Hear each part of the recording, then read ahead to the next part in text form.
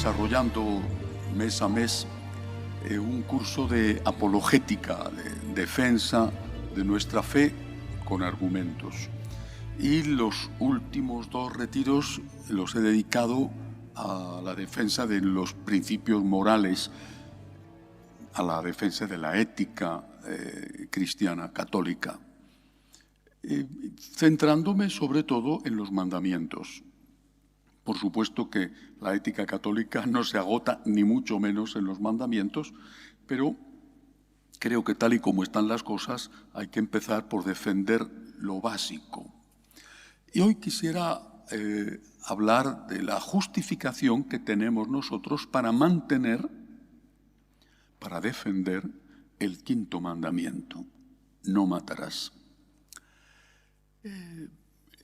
Voy a remontarme hacia atrás, porque considero, y siempre lo hago, que las cosas se entienden cuando uno previamente ha hecho una introducción que explica por qué estamos donde estamos. Decía Ortega y Gasset, es una frase que repito mucho, que lo que le pasaba a España en aquella época, lo que le pasa es que no sabemos lo que le pasa. Yo creo que, con el respeto hacia el gran filósofo, lo que pasa es que no sabemos por qué pasa lo que pasa.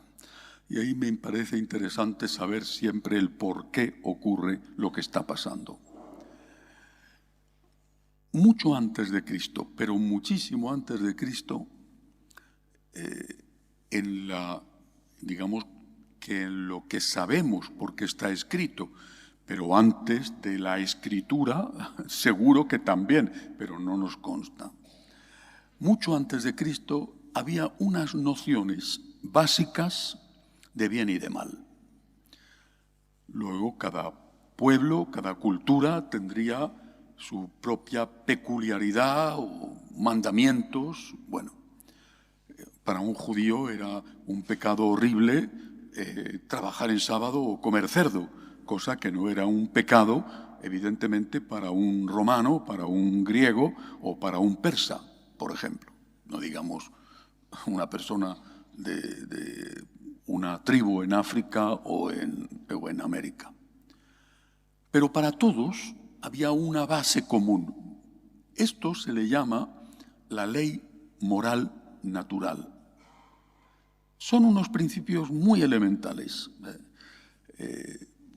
Cuando se estudia, y seguro que algunos de vosotros lo habéis hecho, cuando se estudia la literatura, la primera literatura que nos llega de una forma, además, de alta calidad, como por ejemplo lo que escribe Eurípides, o cuando se estudian aquellos primeros balbuceos de filosofía, lo que nos llega porque ya es escrito, como los que llamamos los presocráticos, te das cuenta de que esa ley natural aparece cuando, por ejemplo, el rey griego prohíbe que se dé culto y que se entierre a uno de sus parientes porque está implicado en un asesinato, en una amenaza contra él mismo, y eso en aquella mentalidad, en aquella religión, si no se le daba entierro, significaba que iba a pasarse toda la eternidad sin descansar. Bueno, y él ordena que si alguien se atreve a enterrar el cadáver que estaba en el campo y que se lo iban a comer los buitres, su hermana le entierra. Y después él manda matar a la hermana. Pero la hermana ha cumplido una ley de amor fraterno que está por encima de la ley, llamémosle con el término que hoy decimos, la ley positiva, es decir, la ley que emana de una autoridad. Hay unas leyes morales que están por encima de las leyes que en este país, en el otro, van a ir publicando, y que además son cambiantes los distintos gobiernos. Esto es fundamental. Estas leyes morales naturales han sido puestas por Dios, nuestro Creador, en la naturaleza humana. los hombres creían en muchos dioses diferentes, pero todos estaban de acuerdo en eso, que esos principios básicos estaban originados por la divinidad, fuera un solo Dios o fueran muchos dioses. Y no solamente creían en eso, sino que estaban convencidos de que eso era lo mejor para el hombre, que el Creador había puesto un código moral. En aquella época no sabían nada de genética, pero había puesto un código moral, lo mismo que hoy nosotros podemos decir que cada uno de nosotros tiene un código genético, o unas huellas dactilares que son diferentes a las del otro. El Creador ha creado al ser humano no solamente con un código biológico, sino también con un código moral. Muy básico, repito, muy esencial. Moisés, el gran legislador del pueblo judío, lo va a recopilar en los 10 mandamientos. Pero más allá de algunas cosas particulares como el tercer mandamiento, por ejemplo, más allá de eso, era un sentimiento común. No puedes matar a tu padre, no puedes pegar a tu padre. Moisés lo recoge en el 4.º mandamiento, honra a tu padre y a tu madre. Pero es un sentimiento común. No puedes robar, por lo menos a los tuyos. Bueno, no puedes robar. ¿A ti te gustaría que te robaran? Esta ley moral natural, basada, repito, en algo común, porque es propio de la naturaleza humana, se extendió, se difundió mucho antes del cristianismo y fue aceptada sin ningún problema por el cristianismo, enriquecida primero por las especificaciones de Moisés y luego por la enseñanza de la Iglesia a imitación de Cristo. Y funcionó. Eso no significa ni mucho menos que los hombres no cometieran pecados, pero sabían que aquello era un pecado. Pecadores eran, pero sabían que aquello estaba mal. Y estaba mal porque había una voz interior que les decía esto está mal y porque eso estaba también regulado en su propia religión. Con el cristianismo, repito, se desarrolla esta ley moral natural con unos añadidos que proceden del judaísmo o de las enseñanzas de Jesucristo, pero que se aplican solo a los propios cristianos. Por ejemplo, poner la otra mejilla. No era una ley moral judía, que tenían establecida la venganza, la ley del talión. No te puedes pasar, pero puedes llegar ojo por ojo, diente por diente. Es decir, había unas cosas básicas, el cristianismo las enriquece con las enseñanzas de Cristo, pero todos, con los judíos, con los griegos, con los romanos, con los persas, todos sabían que había cosas que estaban mal y que tenían que respetar porque Dios era el garante de eso. Esto podía haber durado muchísimo tiempo, pero después de la caída del Imperio Romano, que termina con la muerte del último emperador romano, católico, Rómulo Augustulo, y con la llegada al poder de sucesivos reyes bárbaros, ostrogodos, visigodos, Alarico es el primero que saquea Roma en el año 410, era arriano.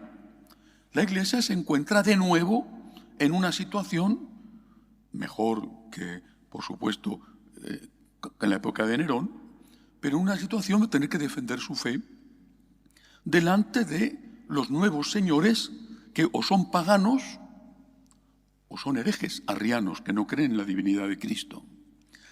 Y sin embargo, esos paganos y arrianos también tienen una ley natural.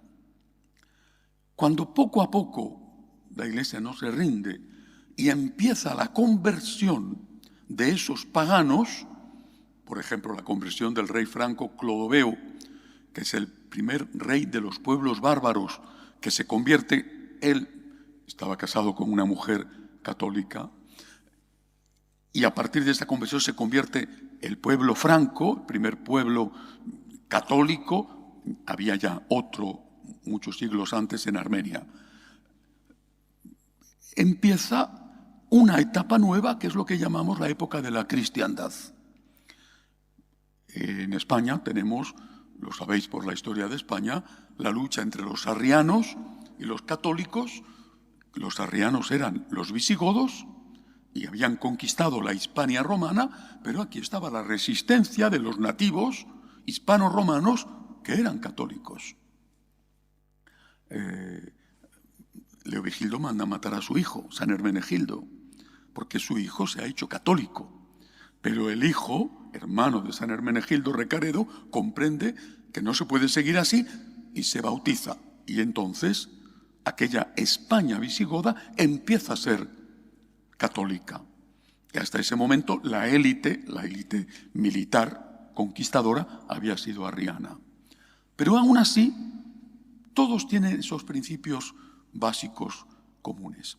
Cuando empieza esta conversión de paganos o de arrianos al cristianismo, al catolicismo, habría que decir con exactitud, lo que va a suceder es que esos nuevos señores ya católicos, pecadores, muchas veces sangrientos, pero con conciencia de bien y de mal, conciencia de su moral natural y conciencia que le ha enseñado la Iglesia, esos entienden que, aunque ellos tengan el poder militar, por ejemplo, no están por encima de esa ley moral.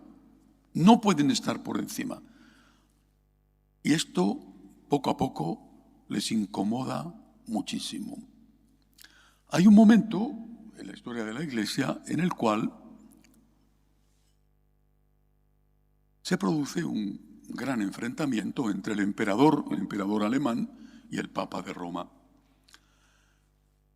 El Papa excomulga al emperador.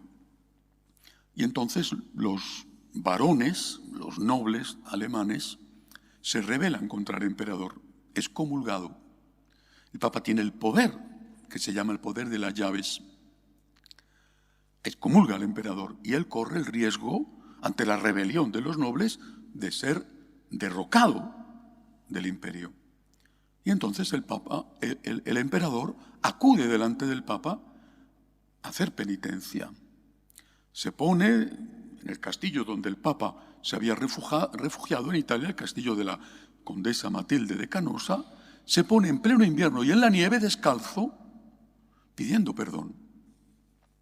Y el Papa le perdona. Una vez que él ha vuelto a recuperar el poder y manda matar a algunos de los nobles que se le habían enfrentado, se revuelve contra el Papa. Ahora ya sí, le hace prisionero y le manda al destierro. Eso es un cambio significativo, porque a partir de ese momento entienden que ellos no van a poder tener el poder absoluto hasta que no consigan doblegar a la Iglesia. ¿Cómo se va a hacer eso? Cogiendo al Papa y mandándole al destierro, matándole, poniendo un Papa. Bueno, esa es una fórmula sangrienta que a la gente no le gusta. Al fin, los católicos, el pueblo, estaba con el Papa y no con el emperador. ¿Qué es lo que van a hacer? Ellos tienen, y estoy hablando de hace, esto es siglo XIII, por lo tanto, 8 siglos, ellos tienen, como ahora, no las televisiones pagadas,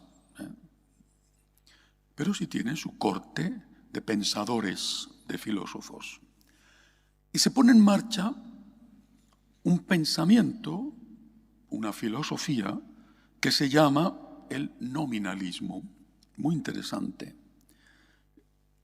La clave de debate estaba en si esa ley moral natural, esto es bueno y esto es malo, pegar a tu padre es malo, y es malo pegar a tu padre en la India, como en China, como en España, si esa ley moral natural, esos principios básicos, puestos por Dios, eran principios caprichosos de Dios, o eran principios que Dios había establecido pensando en el hombre. ¿Esto es malo porque lo dice Dios? ¿Y si Dios quisiera que esto ya no fuera malo? ¿Y si Dios quisiera que pegar a tu padre fuera bueno? ¿Sería bueno si Dios quisiera que robar fuera bueno? ¿Sería bueno si Dios quisiera que violar fuera bueno? Eso es el nominalismo. ¿Cuál era el objetivo?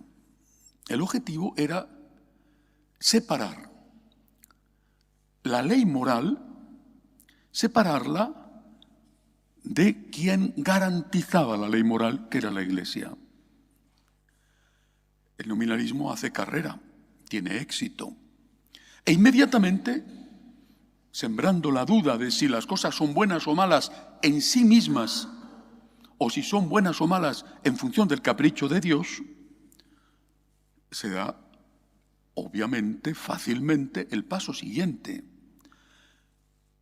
Ya no es Dios el que garantiza que esto es bueno y esto es malo. ¿Quién lo va a garantizar? Lo garantiza el que tiene el poder. Es decir, el soberano. Empieza la época de la soberanía absoluta. Por supuesto, siglo XIII aún tardará en concretarse. La Iglesia se rebela. Y se revela también con sus propios pensadores, los teólogos o los escritores. Un Calderón de la Barca, que escribe nuestro siglo de oro: al rey la hacienda y la vida se han de dar, pero el honor es patrimonio del alma y el alma solo es de Dios. Está diciendo, el rey no tiene el poder de decidir qué es bueno y qué es malo. Por supuesto, la España católica, no solamente la España de los reyes católicos o del católico Carlos o del católico Felipe II, la España católica se mantiene fiel a esto, pero no así el resto de Europa, ni siquiera Francia. Cuando Lutero se rebela contra el Papa por aquello de las indulgencias, los nobles alemanes le apoyan. ¿Por qué? Porque ven su oportunidad de liberarse de la tutela moral que ejercía el papado. Estamos hablando del siglo XVI, ya no está tan lejos. El Papa establecía un control. Ya no me interesa tener ese control. Ahora es el soberano el que va a decidir qué es lo que hacen, qué es lo que hace, por ejemplo, Enrique VIII. Quiere la nulidad de su mujer para casarse con la señora Ana Bolena, que era una noble, digamos, dama de compañía de la reina. Como el Papa no le da la nulidad, rompe con la Iglesia y ¿qué hace? Se declara él cabeza de la Iglesia.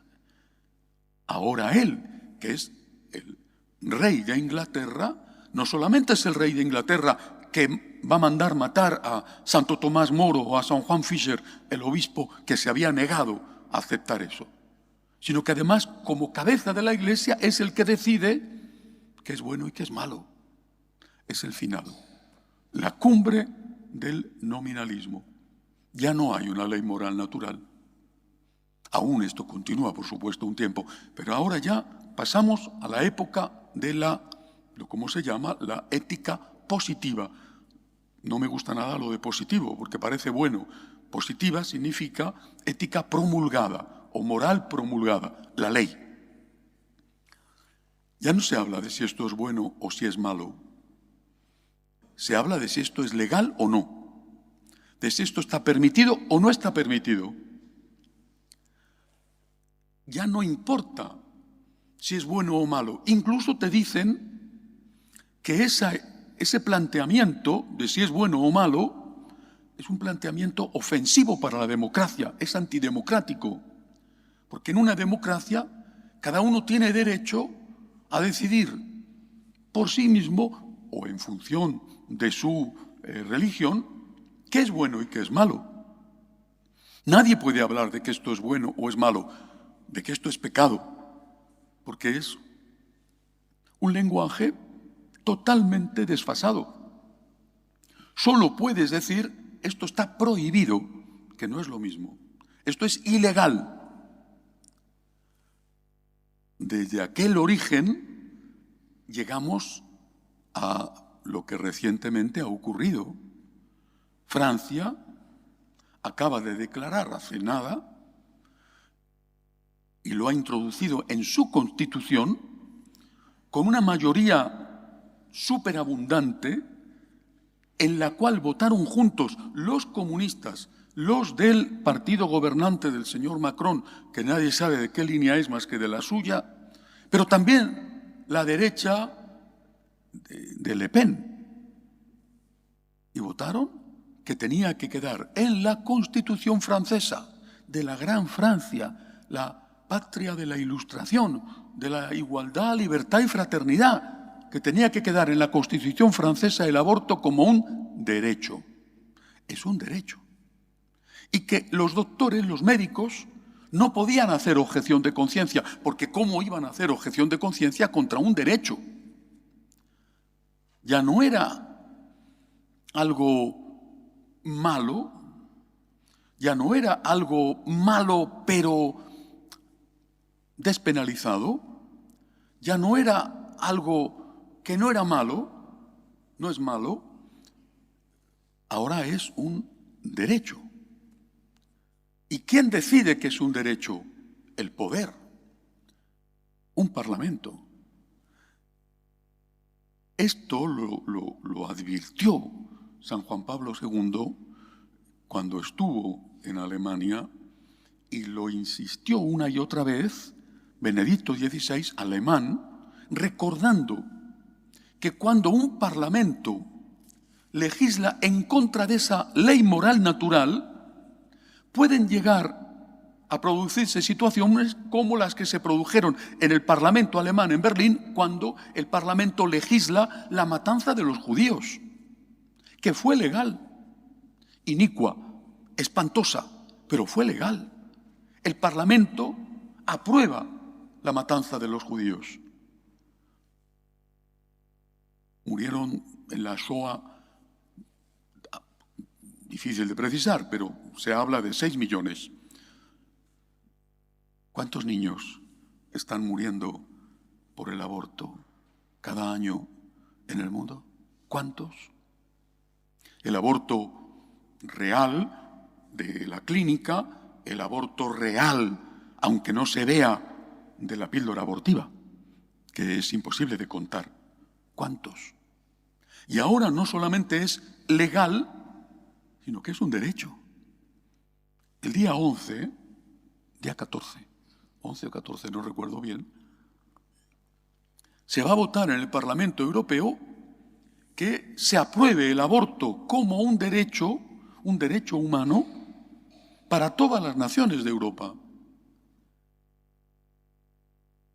Por supuesto, no va a salir aprobado porque para que esto sea así se requiere la unanimidad. Y hay algunos, una minoría, que están en contra. Pero va a salir aprobado, por mayoría, va a salir aprobado.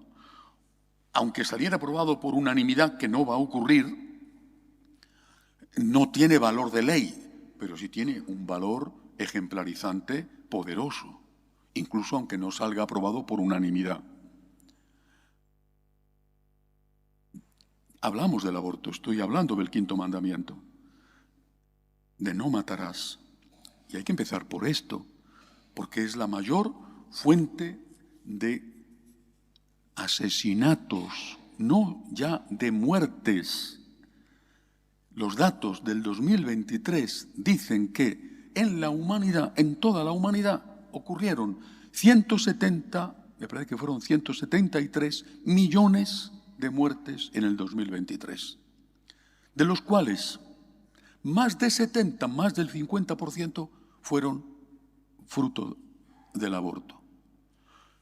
Incluye ahí la persona que le ha dado un ataque al corazón, los restos que quedaran de las víctimas del COVID, los accidentes de tráfico, el cáncer, todo, las guerras, el hambre, todo. 173 millones de muertes, más de la mitad fruto del aborto, que se ha convertido en un país tan extraordinario como es Francia, o por lo menos como era Francia, se ha convertido en un derecho que el médico no puede negarse a practicar. ¿Por qué? Porque deliberadamente, posiblemente y sin saber en aquel momento lo que iba a ocurrir 5 siglos más tarde, o 7, 8 siglos más tarde, se rompe con la ley natural diciendo que esa ley natural puesta por Dios es una ley caprichosa, que Dios dice que matar es malo, pero que podía haber dicho que matar es bueno, y que si es una ley caprichosa no hay que respetarla porque no podemos estar pendientes de los caprichos de Dios. Y de ahí se pasa a que lo que hay que respetar es lo que dice el poder. Y terminamos con la aprobación en el Parlamento alemán de la matanza de los judíos, o la aprobación del aborto como derecho, aunque no esté en la Constitución en España, o la introducción del aborto como derecho en la Constitución francesa, por no hablar del resto de los países. Cuando uno no conoce la historia, es una frase muy repetida, está condenado a repetirla. Tenemos que saber qué argumentos damos, qué argumentos tenemos para enfrentaros con algunos de vuestros familiares que están a favor del aborto. Ya hace tiempo, varios años, me comentaba un día el padre Javier que antes, cuando empezábamos aquí, llevamos 20 años, en la confirmación, todos los chicos, todos los jóvenes que se iban a confirmar estaban en contra del aborto, todos. Pero que ahora, muchos de los que están preparándose para la confirmación, después hay que catequizarlos, pero de forma natural y espontánea están a favor del aborto. ¿Y por qué no? ¿Y por qué no? Si la mujer es la dueña de su cuerpo, ¿por qué no puede hacerse un lifting para quitarse unas arrugas? Pues del mismo modo que puede quitarse unas arrugas, puede quitarse algo que está creciendo dentro de ella. La situación es tan grave que ni siquiera el hecho de que la ciencia demuestra sin la más pequeña duda que el embrión, desde el primer instante de la concepción, es un ser vivo independiente de la madre, distinto de la madre, aunque dependiente de ella, porque él necesita a la madre para desarrollarse, aunque la ciencia demuestra eso absolutamente, y aunque las ecografías pronto empiezan a decir y a notar cómo late el corazón de ese pequeño ser, diminuto todavía, y cómo se va desarrollando su cerebro, sus órganos, da igual. Nos han dicho durante demasiado tiempo, injustamente, que la Iglesia está en contra de la ciencia. En contra de la ciencia. Si nosotros fuimos los que creamos las universidades, si nosotros fuimos los que creamos las escuelas monacales o las escuelas catedralicias, en contra de la ciencia, si fuimos los que rescatamos y salvamos de la barbarie toda la filosofía, la cultura antigua, en contra de la ciencia, cuando la lista de científicos, no solamente católicos practicantes o cristianos, sino sacerdotes es inmensa. Los que han dicho que estamos en contra de la ciencia ponen siempre el caso Galileo y no saben ni lo que dicen, porque no saben exactamente lo que ocurrió con Galileo. Pero ahora ellos no quieren saber nada de la ciencia.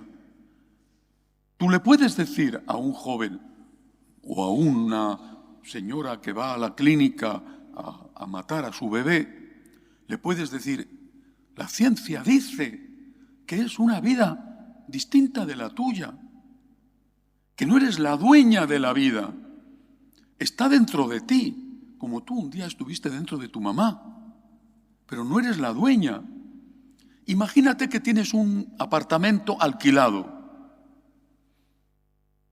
No puedes entrar en esa casa y matar a los inquilinos. Y ni siquiera podrás echarlos. Y no digo ya que no puede echar ni siquiera a los ocupas, sino que el inquilino está allí, tiene un contrato, está pagándote el alquiler, no puede echarle a la calle. Pero en cambio puedes matar a esa criatura.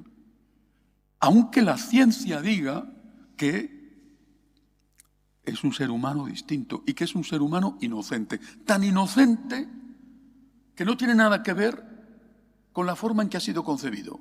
Ni siquiera en el caso de que su concepción se deba a un abuso tan terrible como es la violación. Porque si la mujer violada no tiene la culpa, el bebé que lleva dentro de ella tampoco la tiene. ¿Qué tenemos que hacer? Primero, tener argumentos, pero es imprescindible hoy defender la vida. Creo que desde el punto de vista moral y social, no solo moral, es la batalla que los católicos tenemos que seguir dando sin rendirnos. Es muchísimo peor que la esclavitud, que fue una lacra horrorosa, pero muchísimo peor. Repito, más de la mitad de las muertes se deben al aborto con seres humanos inocentes y está absolutamente comprobado que detrás del aborto hay un gran negocio. No solamente lo que cobra la clínica por llevar a cabo el aborto, sino la venta de órganos, especialmente cuando ya no es embrión, sino que es feto, es decir, cuando está en una situación de viabilidad. Si no hay un aborto bueno de ninguna manera, resulta especialmente repugnante el llamado aborto por decapitación. Sabéis que lo primero que sale en el parto es la cabeza del niño. Lo que más daño le hace a la mujer porque tiene que atravesar el canal del parto, aunque hoy en día con la anestesia epidural es mucho más sencillo. El aborto por decapitación consiste en que en el momento en que asoma la cabeza se interrumpe artificialmente el parto, le clavan al niño una aguja en el cerebelo, la famosa puntilla de los toros, inmediatamente el niño queda muerto, pero todavía sus órganos valen para el trasplante. Le terminan de sacar, lo destrozan, lo trocean y lo venden. Los ojitos, el riñón, el hígado, todo lo que pueden aprovechar. Y esto es un derecho. Y esto es algo que de ninguna manera puedes enfrentarte a ello. No podemos callar. La inhumanidad de esta sociedad que se alejó de Dios, que olvidó que hay unas leyes básicas puestas por el Creador y que no podemos legislar contra ellas. Una sociedad que, y hay que citar a Nietzsche con el superhombre, o a Feuerbach, el maestro de Marx y de toda la ideología marxista, cuando afirmaban que el hombre no sería libre hasta que matara a Dios. Han matado a Dios, le han matado, y el hombre es un esclavo.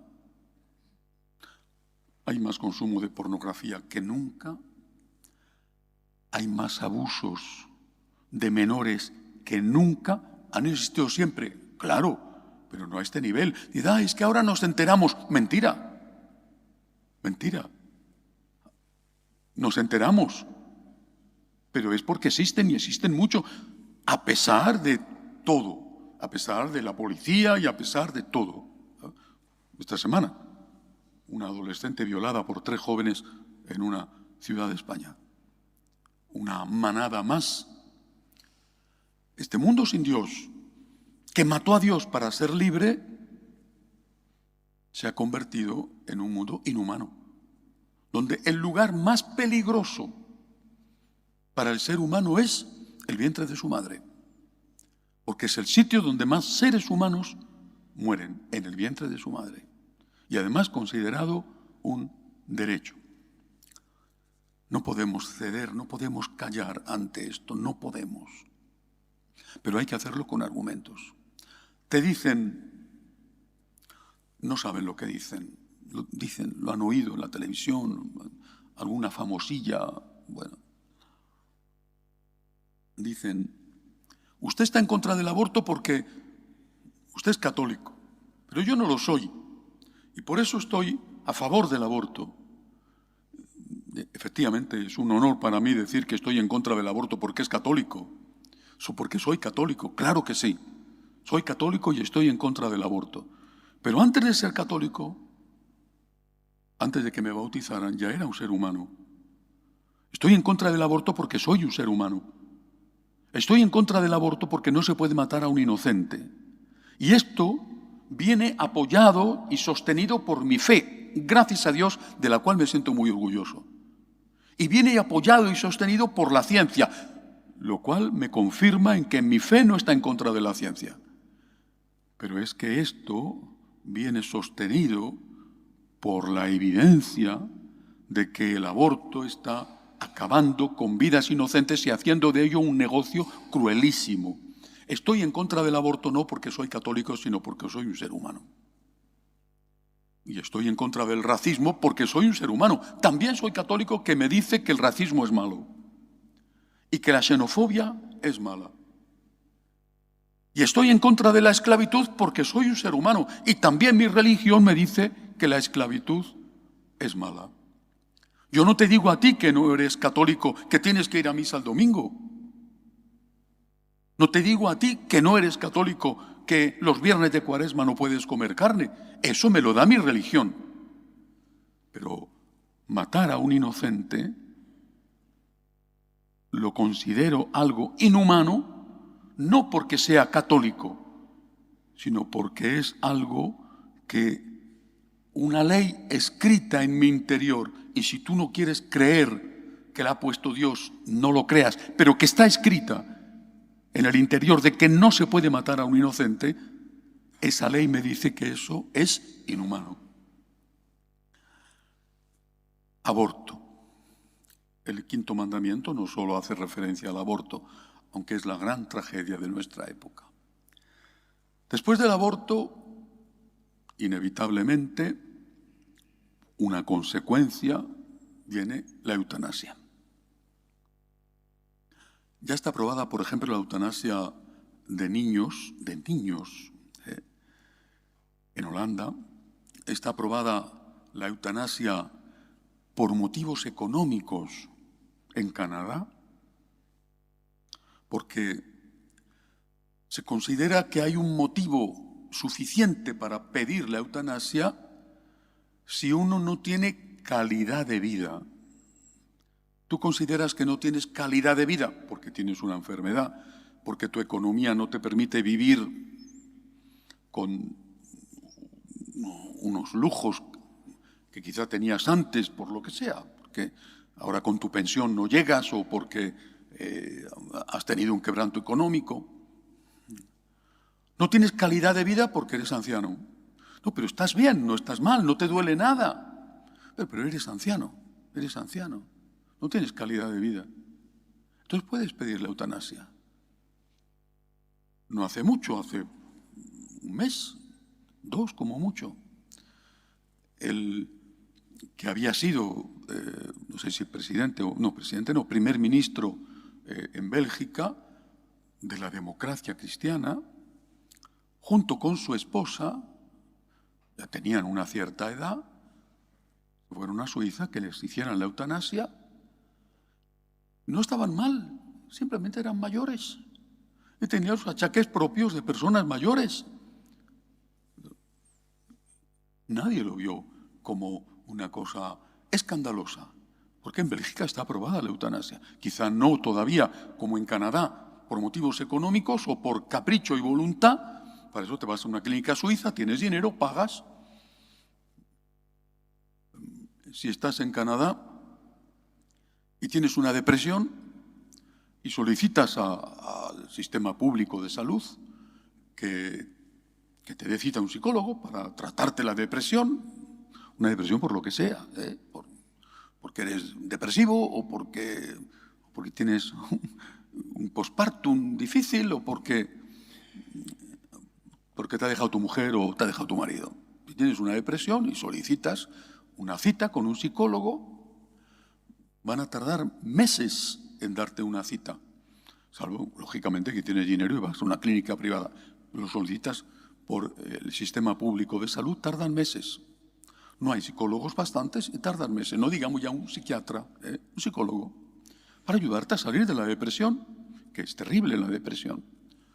En cambio, si esa persona que no está recibiendo del sistema de salud público, no está recibiendo la atención que reclama, quizá cansado, decide solicitar la eutanasia, en una semana le van a matar. Como las palabras son muy duras, todo lo dulcifican. El aborto no lo llaman crimen, se ponen muy nerviosos con esto, muy nerviosos, se asustan, se molestan, te insultan y ya, tal y como estamos, hasta te persiguen. Le llaman interrupción voluntaria del embarazo. Y la eutanasia la llaman suicidio asistido. Pero es lo mismo. La Iglesia dice que hoy en día hay suficientes conocimientos científicos y terapias y medicinas para calmar el dolor. Y que por lo tanto una persona, por ejemplo, gravemente enferma, puede recibir una terapia contra el dolor, lo que se llama un cuidado paliativo. Y ahí, yo no sé si en todos los hospitales, pero luego en Madrid, en varios, mi hermana estuvo allí antes de morir, unidades de cuidados paliativos donde acompañan a esa persona para aliviarla del dolor, que en el caso de mi hermana era terrible porque tenía un cáncer extendido por buena parte de su cuerpo. No tiene que sufrir. Esto la Iglesia lo permite sin ningún problema. No tiene nada que ver los cuidados paliativos con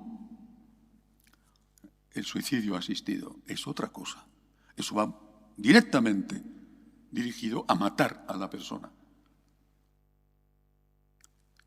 La mayor fuente de desesperación que lleva a muchos a solicitar la eutanasia es la soledad, es la falta de cariño, es la sensación de sentirse un estorbo, un inútil.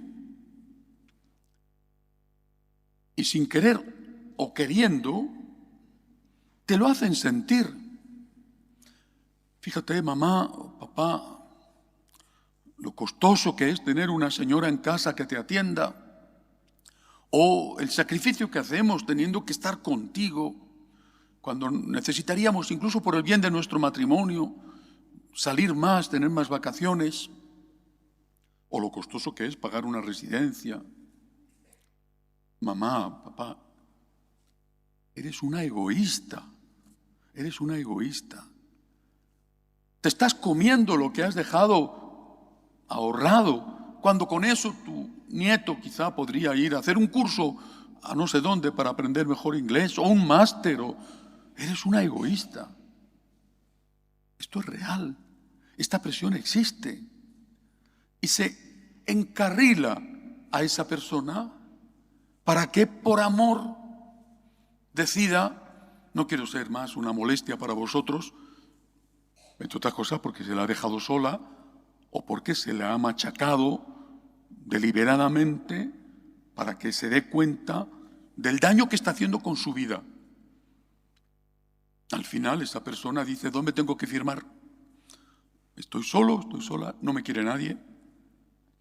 Nadie viene a verme. ¿Dónde tengo que firmar? Claro, en los países donde aún no está la eutanasia aprobada, esto no existe. Pero donde está aprobada, esto es frecuentísimo. El anciano, el enfermo, es un estorbo. Un estorbo para la familia, no digo para todas las familias, ¿eh? Y por supuesto, un gravamen para el Estado, porque ese anciano consume medicinas, ese anciano tiene que ir más veces que un joven al médico, ese anciano cobra su pensión, y en un contexto en el cual hemos matado a los niños y no hay recambio para pagar las pensiones, lo que hay que hacer es matar a los pensionistas para que el costo anual del sistema de pensiones disminuya. A eso van. Ya se ha conseguido con el aborto. Y ahora están ya, en España ya, con la eutanasia, que lo mismo que ocurrió en el caso del aborto, primero, muchos lo recordaréis, aquellos 3 casos límites, la violación, el peligro de la madre, que el niño viniera con una malformación que le impidiera vivir, y después se amplió al cuarto supuesto. El cuarto supuesto era no ya el peligro de la madre, sino la salud psíquica de la madre. Y a partir de ahí se desarrolló todo, hasta el aborto como derecho. Están en el mismo proceso con la eutanasia. Se aprueba abriendo la puerta un poquito, y una vez abierta, la puerta se abre del todo. El aborto no lo hemos padecido los que estamos vivos, porque tuvimos unos padres que, aún viviendo en una España de la posguerra, con tantas dificultades económicas, prefirieron tener hijos. No era ni mucho menos tan fácil, no era un derecho como hoy, pero que el aborto podía ejercitarse, no nos cabe ninguna duda, porque ilegalmente se ejercitaban. Nuestros padres decidieron tenernos a nosotros. Pero es que la eutanasia nos va a afectar a nosotros, ¿eh? Vas a entrar con un catarro y ya no vas a salir. Y lo del COVID, que ha sido una catástrofe mundial, difícil de establecer unos parámetros generales, pero el COVID ha tenido también mucho de eutanasia camuflada. Se decía, yo lo he visto, lo he leído, que había que aplicar una sanidad de guerra, así se decía, según la cual había que priorizar a los que tenían más posibilidades, es decir, a los más jóvenes, y a los ancianos había que dejarlos morir. No había respiradores para todos, no había posibilidad en aquellos picos de la eutanasia, pues había que dejar morir a los ancianos. ¿Quién nos dice que esto no va a volver a pasar? Con una enfermedad, con una epidemia provocada Cada vez hay más dudas sobre el origen del COVID. Si fue un virus de laboratorio o no. ¿Quién nos dice que no va a volver a pasar? ¿O quién nos dice, os dice, que el día de mañana vuestros hijos o vuestros nietos no van a empezar a susurraros al oído, papá o abuelito, fíjate que estoy teniendo tantos problemas que si tú quisieras no te va a costar nada, además que estás sufriendo, te duele esto, te duele aquello, ¿por qué no firmas este papelito? Esto está pasando ya. Aborto y eutanasia no son los únicos pecados contra el quinto mandamiento, pero son, desde luego, hoy los más graves. Es la hora de terminar la meditación de esta tarde. Daría para mucho más, por ejemplo, el tema de la pena de muerte, la guerra justa, las manipulaciones de los embriones. Quedémonos con esto. Estamos a favor de la vida porque somos seres humanos y tenemos el orgullo y la alegría de poder decir que nuestra fe confirma esta ley moral natural que está escrita en nuestra genética. Y pidamos también por todos los carniceros terribles que se hacen ricos a base de matar a inocentes.